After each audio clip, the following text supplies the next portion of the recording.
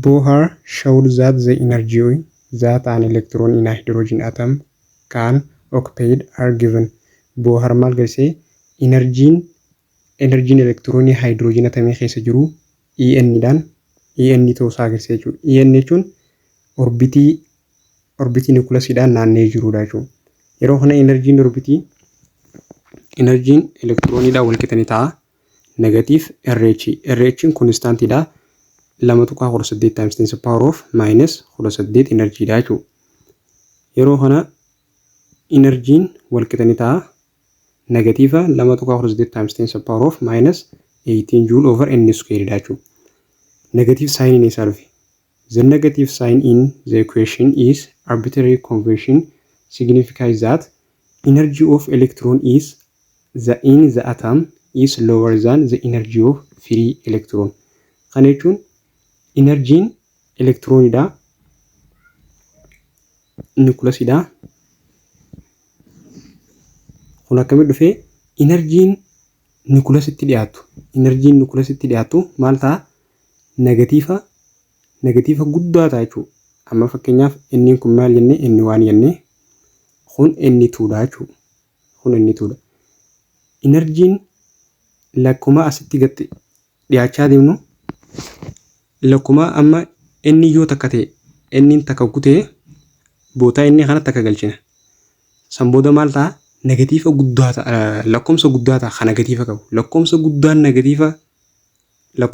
negatiiva qabu immoo xiqqaadha jechuudha. Amma fakkeenyaaf maayinasa 2.18 times 10 power of maayinasa 18 yoo ta'u takka squarein maal ta'a? Takkuma jechuudha. Deebisaan kanuma ta'a. Yoo 4 ta'e yoo 2 ta'e 2 jechuun 4 lakkoomsi kun maal ta'a? Ni xiqqaata. Yeroo xiqqaate immoo negatiivaami isa kanarra guddaadha jechuudha. Lakkoomsi negatiivaa xiqqaan lakkoomsa negatiivaa guddarra guddaadha jechuudha. Yeroo kana enerjiin lakkuma asii gad dhiyaachaa deemuun xiqqaachaa deema. Lakkuma ol siqaa deemuun elektiroonii as jirtu negatiivii, elektiroonii as jirtu immoo firii elektiroonii jaamte jechuudha.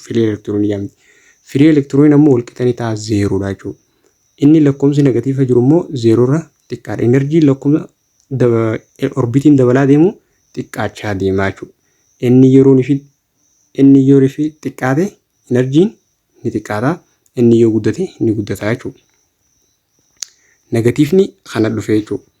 Yoonii fi nucleus gad dhiyaanne lakkoomsi guddaa ta'a kan negatiiva qabu. Kun ammoo asitti which is electrons that infinitely far from the nucleus. Kana jechuun enerjii yeroonii fi elektirooniin yeroonii fi nucleus irraa fagaatu.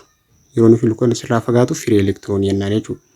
The energy of free electron is given a value 0. Free electroniin kan nucleus irraa fagoo jiru san maali? 0 dha jechuudha. Walqixanii ta'a 0. As the electron get close to the nucleus, n is decrease. Electronii yeroonii fi nucleus gad dhiyaachaa deemnu gad xiqqaachaa deemaa jechuudha n. Energy n become larger in absolutely. Energy yeroo kana maal ta'a? N yoo xiqqaate energiin guddaa ta'a. But also more negative. Garuu immoo negatiiva guddaa qabaata jechuudha. Negatiiva guddaa qabaata jechuun lakkoomsi san xiqqaadha jechuudha. The most negative value then reach to the n. Most negative in isarratti inni irratti jechuudha. Inni yeroonii fi takka ta'e. Inni yeroonii fi takka ta'edha jechuudha. Amma nucleus orbit. Kana jechuun inni yeroonii fi takka ta'e enerjii isa jalqabaa kana jechuudha. Yeroonii fi enerjiin maal ta'a asirratti? Lakkoomsi isaa ni guddata. Ammoo negatiivii guddaa ta'a jechuudha. Inni yeroonii fi asitti gad dhiyaate amma inni dhaami. Inni kun gizeenii fi inni takkami orbitiin takkaffaan takka. Isa kana square yoo goone takkuma ta'a jechuudha. Kanaaf lakkoomsi isa kanarra negatiiva guddaa harkatu hin jiru jechuudha. Amma inni lammaffaa 4 ta'a. 2.18 ammoo yeroonii fi 4 firru maal ta'a? Xiqqaachaa deema. Orbitii yoo 3 ta'e akkasumatti 6 ta'a 9 ta'a xiqqaachaa deemaa jechuudha. Lakkoomsi immoo the most negative haa ta'u negative yeroonii fi 1 ta'e jechuudha orbitii takkafarratti. Which correspond to the most stable energy dha jechuudha. We call this ground state or ground level. Amma ground state kennuun inni 1 yeroo ta'u inni is equals to 1 yeroo ta'u jechuudha. Orbitii jalqabaa irratti ground state jennaan yookaan ground level. Which river the lowest energy state of atom. Inni energy xiqqaa qaba jechuudha. Energy xiqqaa qaba. Inni ground state dha. The stability of the hydrogen electron diminish N's warri immoo inni takkarraa hafe inni 2 inni 3 inni 4 jedhamu hundi isaa maal jennaani excited state yookaan excited level jennaan jechuudha. Isaan kun immoo energy guddaa qaban eenyurra ground state irra energy guddaa qaban. Amma ground statein takka jechuun lakkoomsi isaa guddaa negatiifa wajjin yoo ta'u xiqqaata. Inni kun ammoo lakkoomsi gizeenii fi 2.18 times 10 the power of minus 18 kana yeroo fi lakkoomsa guddaa hirru lakkoomsa xiqqaa harkannaa jechuun negatiifa haa qabu. Inni san ammoo guddaadha. Isa kanarra guddaadha jechuun isaa inni waan ta'e inni waan jechuun gaa lakkoomsa kanaa mireegatiin isaa negatiifa qaban isaa lachuu. Yeroo kana excited statein warri inni 2 3 4 5 jedhamu kuni inni waan irra maali guddaadha. Ground state irra guddaadha jechuudha. Excited state in ground state irra high energy qaba jechuudha. Hydrogen electron for which N is greater than 1 said the excited state. Hydrogen electron inni isaanii takkarra guddaa ta'e hundinuu maali ground state yookaan excited state yookaan excited level jennaan jechuudha. Sambuun Bohr equation fayyadamuudhaan maal godhuu dandeenya? Energy single electron ground state yookaan immoo excited state calculate godhuu dandeenya jechuudha. Energy En equals to minus RH over N square isa kanaan equation Bohr kanaan electronii single taate abbaa takka energy isaadha ground state is excited state illee calculate godhuu dandeenya. Energy change when electron move between two energy level. Kana jechuun nucleus orbit energy electron asirraa kaatee yoonii fi as dhuftu akkasumas asirraa kaatee yoonii fi as dhuftu energy isaan jidduu jiru maal ta'a ni jijjiiramaa jechuudha. Yoonii fi electroniin sochee energy maal ta'a ni jijjiirama. Okay, example 1.6 consider the N state is 5 of hydrogen atom. Hydrogen atomin state level shanafarra haa jiru electron isaadha. Using Bohr model calculate radius of electron orbit, the velocity and the energy of electron.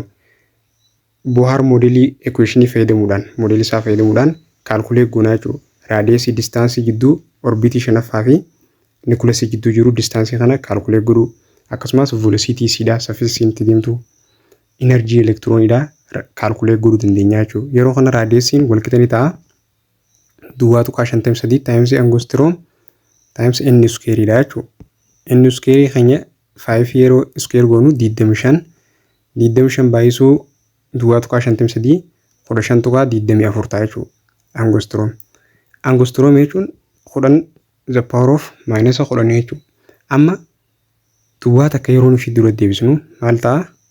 Takka tuqaa 5 2 4 jechuudha. Asin meeqaan nuufi? 10 the power of minus 9 tu nuufi.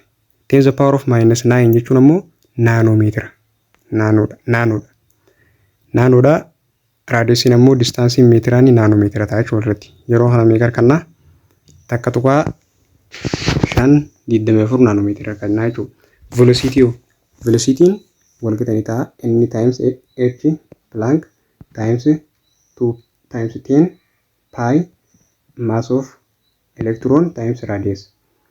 Yeroo kana n keenya 5 h keenya constant of Planck ta'a. Planck dha meeqa 6.63 times 10 power of minus 34. Isa kana waliin baay'ifnee ni irraa fi 2 times gatiin pi 3.14 times mass of electron 9.11 times 10 power of minus 31 radius keenya asitti argannee jirra jechuudha. Isa inni kun ammoo naanomeetira yeroo irraa hafnu 1524 times 10 power of minus 9 idha jechuudha. Naanoon sambuudha meetira jechuudha. Isaan kana yeroo fi waliin baay'ifnee isa kanaaf irree 3.8 times 10 power of 5 argannaa jechuudha. Energy wal qixanii ta'a minus RH. RH'n 2.8 energy wal qixanii ta'a. Energy of 5 minus takka tuqaa lama tuqaa takka 8 times 10 to the power of minus 18 over n square 5 square. 5 square in 25 jechuudha. 25 isa kana yeroo nufi waliif hir'uu meeqa kanna in 5 in wal qixanii ta'a minus 0.0872 times 10 to the power of minus 18 harkannaa jechuudha. Amma inni kun maali? Lakkoofsa baay'ee xiqqaadha. Lakkoofsa xiqqaadha jechuudha. Enerjiin isaa guddaadha. Lakkoofsi xiqqaan guddaadha. Lakkoofsi xiqqaan jechuudha. Lakkoofsi xiqqaan negatiivii qabu lakkoofsa guddaa negatiivii irra qabu guddaa waan ta'eef inni kun kanaaf 5 irra guddaa jechuudha. Amma yoo takka ta'e 2 tuqaa takka 8 mata. Inni yeroo kana isa kanaatu isa kanarra guddaadha jechuudha. Inni kun 5 maalti deemaa karaa 0 tti ol deemaa jechuudha. Firii elektirooniitti hanguma ol dabalaa deema. Yeroo kana kan argan. Tuqaa kana duuba deebisuuf takka 2 dabalaa 8 tuqaa 72 times 10 to the power of minus 20 harkannaa jechuudha. Energy isaadha joule. Isa kana akkatti harkannaa. Example, calculate energy of electron. N is 1, 2, 3. Isaanuma kana square goonee energy isaanii harkachuu dandeenya jechuudha. Takka square jechuun isuma kana ta'a. 2 square in 4 yeroo irru minus 5 tuqaa 54 times 10 to the power of minus 19. Yeroo nuyi 3 irru 9 ta'a. 3 square in 9 isa saniif yeroo irru. Amma inni kun lakkoomsi isaan hundarra guddaa negatiiva qaba. Yeroo kana xiqqaadha jechuudha. Energy orbitii takka farratti argama. Inni itti aanu immoo isa kanarra maali? Inni kun isa kanarra guddaadha. Jechuudha. Lakkoofsi dabalaa deemu energy maal ta'a? Dabalaa deemu lakkuma inni qannasaa deemu energy maal ta'a? Qannasaa deema jechuudha. Inni kun isaan kana hundarra maali energy isaa guddaadha jechuudha. Okay. Bohr model also quantitatively explains the line spectra of hydrogen atom. Bohr line spectra hydrogen atom ila maal godhe ibsee jira jechuudha. Lakkoomsaan jechuudha quantitatively. He proposed that absorption and the emission in line spectra correspond to the transfer of electron from one orbit to another. Inni akkasumas maal leese orbitiin yeroon fi electron orbitii tokkorraa orbitii biratti yeroon fi transfer taatu energy absorb fi emission akka godhu maal godhe jira nu ibsee jira jechuudha Bohr. Kana jechuun energy yeroon fi energiin amma elektirooniin takkaffarraa orbitii takkaffarraa yeroon fi lammaffatti jaampi taatu maal gooti energy absorb gooti. Akkasumas takkaffarraa sadaffarratti jaampi gooti absorb gooti. Takkaffarraa afurfaa gizeen fi transfer taatu maal gooti energy absorb gooti. Yeroon fi afurfarraa gara sadaffarraa gara lammaffaa gara takkaffaa afurfarraa gara takkaffarratti yeroon fi gaduu jaampi taatus ground state irraa gara exist state irraa gara ground state yeroo deemtu energy absorb emission gooti jechuudha. Yeroon fi asiin gad deemtu gara ground energy emission release gooti. Yeroon fi asiin ol deemtu immoo maal gooti absorb gooti jechuudha. Kun enerjiin yeroon fi elektirooniin orbitii tokkorraa orbitii tokkotti dabruudha jechuudha. Energy must be absorbed for the electron move from one orbit to another, one having a bigger radius. Energiin dirqama maal ta'a absorb ta'a yeroon fi elektirooniin move ta'u orbitii tokkorraa gara biraatti. Kana jechuun bigger radius dha jechuudha. Bigger radius distance gidduu jiru jechuudha. Whereas energy is emitted when electron move from higher orbital energy. Energiin ni ba'a yeroon fi higher irraa gara ni fi lower itti dabru jechuudha.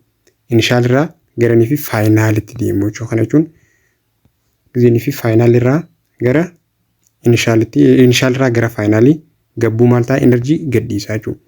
Thus change in energy jira jechuudha. yeroo kana. Change energy ammoo garaagarummaa jidduu final fi initial state electronii jechuudha. Amma yeroo kana maaltu dhufaa? Change energy dhufaa jechuudha.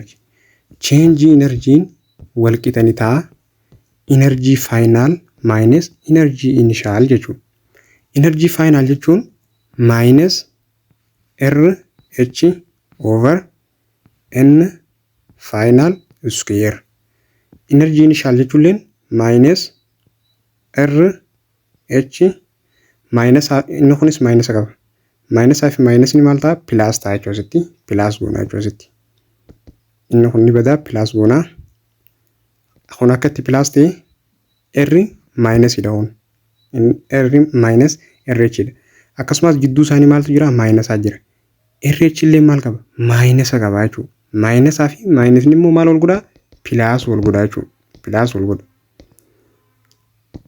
Plus wal godha. Yeroo kana over N initial square jennaan. Change energy. Yeroo kana isaan kun bootaa lachuu jira RH. RH ala baafanna minus RH jennaan. Baay'isuu 1 over N final square minus over plus over N initial square jennaan. Isa kana jechuun change energy wal qixani ta'a. Isa kana akkas dhufee jechuudha. N initial and N final represent quantum number for initial final state respectively bakka bu'aa jechuudha. Change energy ammoo HV daachuu wal qixaa. Yeroon fi inni finaliin initial irra guddaa ta'e finaliin yeroon fi initial irra guddaa ta'e maal ta'uun sana positive ta'a. Kana jechuun energy absorb ta'aa jiraachuu yeroo kana. Kana jechuun yeroon fi ground irraa gara state ol deemtu. Xiqqarraa gara gubbatti gizeen fi ol deemtu absorb godhu energy. Initialiin gizeen fi final irra guddaa ta'e energy release godhama yeroo kana gubbarraa gabbu'a. State irraa gara grounditti gabbu'a jechuudha. Initialiin final irra guddate jechuun negative jechuudha. Inni kun yeroo kana energy maal godhaa? Release godhaa jechuudha. Energy baasu jira jechuudha. Gubbarraa state irraa exist state irraa gara fi ground state deemu jira jechuudha. Example 1.7 calculate energy emitted when energy electron move from N3 to N2 energy level. Amma energy calculate goonaa jechuudha. Yeroo fi sadiirraa gara lamatti maal ta'e gabbu'aa jechuudha yeroo kana. Exist irraa gara eessatti gara grounditti gabbuu jira jechuudha. Kana jechuun nucleus orbit takka orbitii takkaffaa lammaffaa sadaffaadha. Yeroon fi kana jechuun sadiirraa gara lamatti gabbu'aa jechuudha. Maal godhaa? Energy release godhu jira jechuudha maal tana. Energy isa kana calculate goona. Energy wal qixani ta'a minus RH times 1 over N final minus over square N initial square. Amma yeroon fi finaliin irra guddaa ta'e wanni kun maal ta'a? Positive ta'a inni jechuudha. Positive ta'a. N finaliin keenya meeqa? 3. N finaliin keenya 2. N finaliin 2. N initialiin 3 jechuudha. Kana jechuun exist state irraa gara fi ground state deemu jira jechuudha. Electroniin kun kana fi jambitoo jiru. Amma minus R 2.18 times 10 to the power of minus 18 times 1 over final squaring 1 over 2 square minus 1 over initialing 3 square. Amma negatiifa isa kana kophaatti dalagannaa jechuudha. Kophaatti dalagnee harkachuu dandeenya. Negatiif kamtu negatiifa ta'a kamtu positiifa ta'a akka nu rakkifneef maal godhuu dandeenya? Isa kana kophaatti dalaguu dandeenya. Isa kanarraa illee maal goonaa yeroo kana negatiifa dhaamsinee okay haa dileenyuumi. Energiin walqixa ni ta'a 2.18 times 10 the power of minus 18 1 over finally 2 square minus 1 over initially 3 square kan jechuun 1 over 4 1 over 9 kana gisee fi kanaaf irree duwwaa tuqaa 25 minus isa kanaaf gisee fi kanaaf irree immoo duwwaa tuqaa takka jechuudha. Duwwaa tuqaa takka isaan kan lamaa yeroo fi wal irraa rifne duwwaa tuqaa takka 5 nu dhufa jechuudha. Duwwaa tuqaa takka 5 nu dhufa. Negatiivaa fi poozitiivaa kan hamtu negatiiva takka isin rabbashne maal gootanii poozitiivuma baafattan riizaaltii isaa wal irraa qannastanii duwwaa tuqaa 25 fi hir'isuu duwwaa tuqaa takka. Amma silaa maal ta'u kun gisee fi wal irraa qannasne duwwaa tuqaa 15 baay'isuu duwwaa tuqaa 15 jennaan. Isa kana lamaa yeroo fi waliin baay'ifne enerjii walqixa ni ta'a.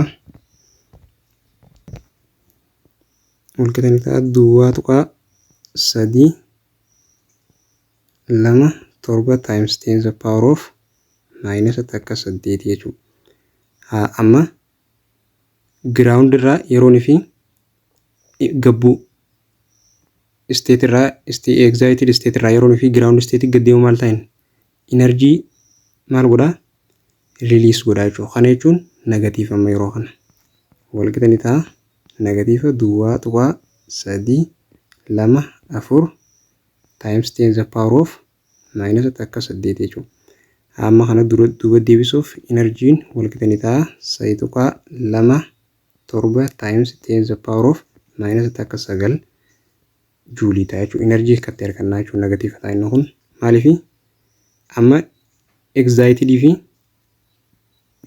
fi absorption jiraam yeroo absorb godhu poozitiiva ta'a negatiivan kun yeroo fi excited ta'e negatiiva goona karaa gallaali. Hayyee amma wavelength barbaaduudhaaf energiin walqixa ni ta'a hc over wavelength lambda dha. Determine wavelength of emitted yeroo fi jaambitoosan enerjii inni baasisan wavelength isaa calculate goonaa jechuudha. Criss cross yeroo goonu jalaan takkenne wavelength equals to hc over energy ta'a jechuudha. Energy ta'a change energy. Okay, wavelength walqixa ni ta'a h keenya 6.63 times 10 the power of minus 34 times c ammoo 3 times 10 the power of 8 over mega minus 3.0 3 times 10 the power of minus 19. Amma isaan kana kophaatti isa kana kanaan baay'ifne isa kanaaf ayirru negatiiv kun jiru isa kana kanaan baay'isee yeroo isa kanaaf irru 6 tuqaa 56 ta'a. San booda isa kana ol baafna pilaas 19 goone pilaas 19 meeqa ta'a 27 ta'a jechuudha. 10 the power of pilaas 27 ta'a. Isa kana hojii yeroo irra deebisne minus 7 ta'a jechuudha. Times 10 the power of minus 7. Amma takka 2 yeroo fi right deemne minus 2 goona 6 5 6 times 10 the power of minus 9 ta'a jechuudha. Minus 9 jechuun naanoodha. Wavelength meetiraani meeqa ta'a gugga kana wavelength equals to 6 5 6 m ta'a jechuudha. Wavelength keenya arganne jechuudha. Exercise 1.6 What is wavelength of photon in nanometer excited during transition from N5 to N2 state in hydrogen atom? Wavelength hydrogen electron atomii kanaadha meeqa ta'a jechuudha. Yeroo fi 5 irraa gara tuutti gabbu jechuudha. Immiitir ta'e. Exit irraa gara giraawunditti yeroo kana maali enerjii riliis godha jechuudha. Akkuma reefutti wavelength barbaaduudhaaf enerjii qabaachuu qabna. Jalqaba enerjii change energy walqixanii ta'a. Maal gunin karaa qallaalitti negatiivaa fi pozitiivaa osoo gurguree argachuudhaaf 2.18 times 10 the power of minus 19. Negatiivaa fi pozitiivaa takka yaadinaadha jechuudha. Isin gurgursu negatiiva harkadee pozitiiva harkadee isa karaa kanaan daleenyaan isa kan akkanuma qabattee samboodarra 1 over n final square minus 1 over n initial square isa kana qofa dalagannaa. Inni finaliin keenya meeqa 2 dha jechuudha. 1 over 2 square minus 1 over 5 square in 25 dha jechuudha. 25 kana jechuun duwwaa tuqaa 20 duwwaa tuqaa 25 inni kun 4 ta'a. Hir'isuu duwwaa tuqaa takka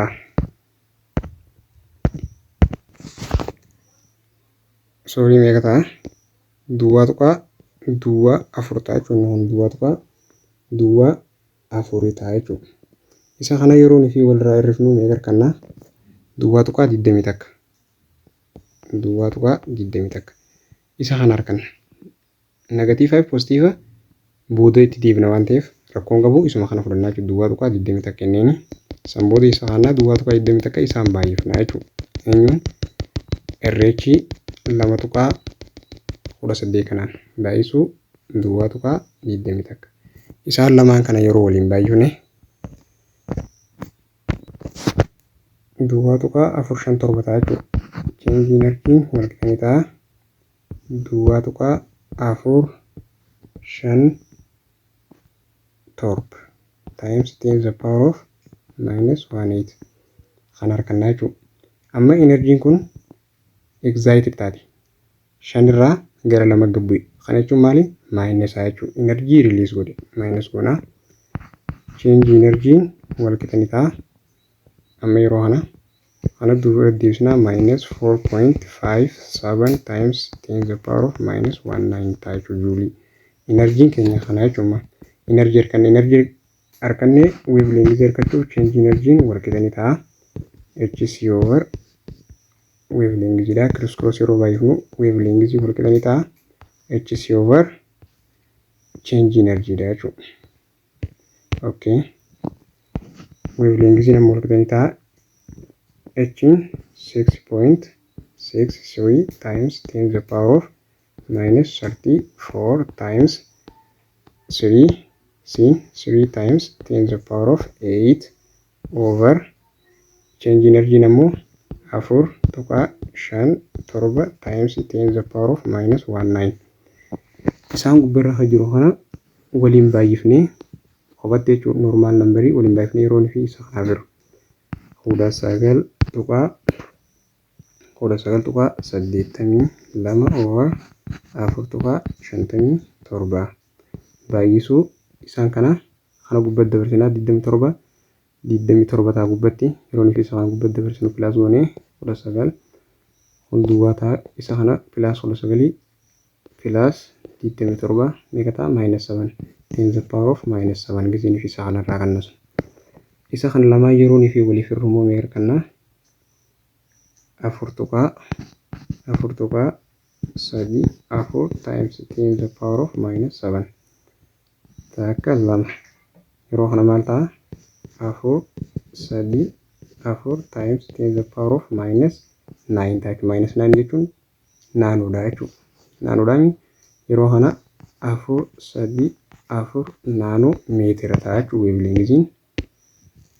Wavelength equals to 4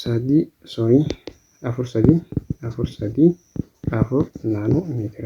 Question number 1 is answer is this. Calculate the frequency of green line arise from the electron moving from N4 to N20 in visible spectrum of hydrogen atom using Bohr theory. Bohr theory fayyadamuudhaan isa kana calculate goona jechuudha. Frequency isaa barbaanna. Frequency electroniin kun itti maal ta'e ittiin 4 irraa gara 20tti isa kanallee frequency harkachuudhaaf jalqaba energy harkachuu qabna. Maaliif change energiin wal qixa ni ta'a HV dha wajjin wal qixa jennee turre. Kanaaf energy harkachuudhaaf akkumaan dura isiniin jee negatiivaa fi positiivni waan isin shawwaduuf karaa kana fayyadamuu qabdan jechuudha. H'n keenya 2.18 times 10 to the power of minus 19 times 198 jechuudha. 18 amma baay'isuu 1 over n final square minus over n initial square jira. Isa kana isa fidannee daleenya qobotti asitti haa daleenyu 1 over jennaan finaliin 20 square minus over initialin 4 square yeroo kana 400 ta'in minus 1 over 16 ta'a jechuudha. Hayye isa kana yeroo ni fuuli firee meeqa ta'a? Duwwaa 25 jechuudha. Duwwaa 25 hir'isuu duwwaa 6 25 jechuudha. 25 isaan kan lamaan yeroo ni fi walirraa qannasnu meeqa argannaa? Duwwaa 6 argannaa jechuudha. Isa kana argannaa. Isa kana isaan baay'ifnaa jechuudha. Duwwaa 6 kana. Hayyee duwwaa 6 jechuun 6 times 10 to the power of minus 2 jechuudha. Minus 2 jechuudha. Isa kana jijjiirannaa baay'isuu 6 times 10 to the power of minus 2 amma isaan kana lamaan maal goona waliin baay'ifnaa.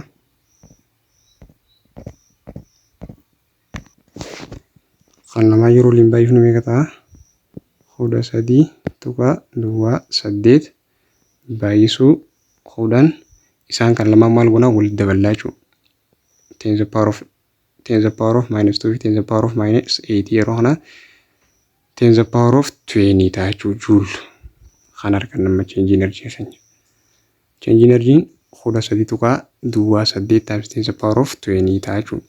Haya frequency harkachuudhaaf change energy equals to HV over H V equals to change energy over H jechuudha. Isa kanaan argan. Frequency equals to yeroo kana change energy keenya meeqannee jira? 13.8 times 10 to the power of minus 20 over H keenya immoo 6.63 times 10 to the power of minus 34 plus 34 inni wal'aamsaa isaan kana lamaaf waliif irraa kana lamaan yeroo ni fi waliif irree takka tuqaa 97 times isaan kun waliin badee jira. Inni kun ammoo meeqa ta'ee jira? Minus 34 fi minus 34 waliin badee jira. Asitti 34 plus qabna. Isa kana irratti yeroo ni daballu plus 17 ta'a. Plus 14. 10 to the power of 14 jechuudha. Hertz. Frequency hertziin ta'a isa kana argannaa jechuudha.